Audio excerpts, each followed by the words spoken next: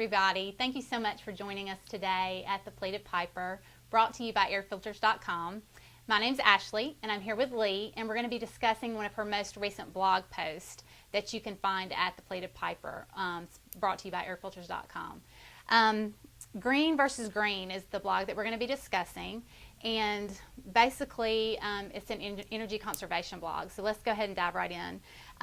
As consumers, we do tend to spend a lot of money on energy in our homes. Do you have any idea what the average amount of money we spend on energy, or the average amount of energy that is consumed in an average home today? Yeah, in an average household, we typically spend about $3,000 a year.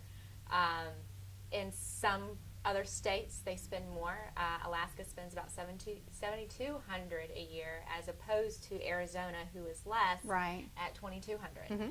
And so, given that they live in a colder environment, colder climate, they might spend a little bit more money in that aspect. Right. But in general, about $3,000. And you said Arizona spends how much? $2,200. Really? That's the Yeah. average in Arizona? Wow. Yeah. An incentive to move out west, folks. That's pretty cool. $2,200. Yeah. That's amazing. Okay, when you titled the article "Green versus Green," tell the readers a little bit about what that means. Well, I came up with that kind of concept only because we kind of battle with one another if you are energy conscious. Mm-hmm. We always are finding ways to spend money or save money, and but then we don't really think about energy, right, saving energy as well. Right. We're always thinking about saving money. So I try to incorporate two aspects into one idea, mm-hmm, so it's kind of like battle, green versus green, money versus the environment. Right. So we kind of want to collaborate that idea together. Right. Saving energy as well as saving cash. It's right. kind of a mindset that we all need to get into. Yeah. Okay, so as a consumer, in my own household, do you have any ideas or any tips on ways that I could possibly conserve energy in my own home, or tips for the reader? Ways that we could, possibly save a little cash while we save a little energy? Yeah. The first thing that comes to my mind is power. Mm-hmm. I'm always beating my power bill every month. And so one thing you can do is to change your light bulbs. Yeah.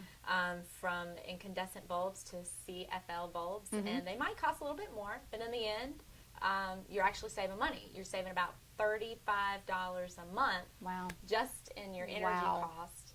And so you're spending a little bit of money on the bulbs, mm-hmm, but I think you win in the long run. Right.